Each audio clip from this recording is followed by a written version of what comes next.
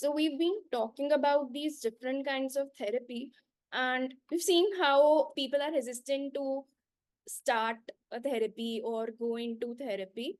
And another issue I think is that we don't Right. know when to actually seek this kind of help. Right. What do you think? Is there a way that you can identify that, now I need to seek some mental health support and start some kind of therapy?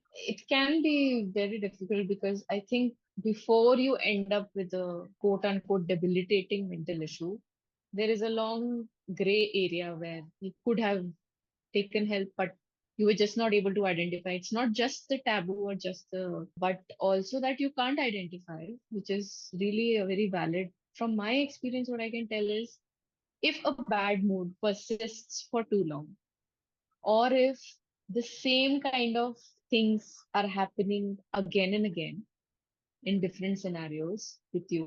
So then that might be one of the very first things that you can catch on. But then again, you will catch on it only if you're observant of yourself.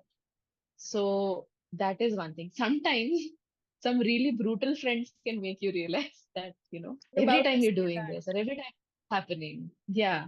And the connection between mind and body becomes so apparent in mental health issues that you actually have physical symptoms. You have symptoms like body ache, which was a big one for me. And I couldn't understand why, because this is a body problem. How can this be related to that? And I didn't even imagine it to be related. I only understood later that it was related, but it can affect you so much that, strangers could look at me and say that you're not okay. And that was kind of the final straw when kind of an acquaintance, but she later became a friend. I used to live in the hostel and we met at the water cooler and she said, "Hey, what's happening with you? You don't look okay." And I just started crying because like you're just at the verge of breaking point. Observing yourself is one thing that we used to do before. We didn't have smartphones in our hands. I remember my dad used to tell me when I was a kid that every night you should sleep after writing down or thinking about what all happened today and what all I felt about those things.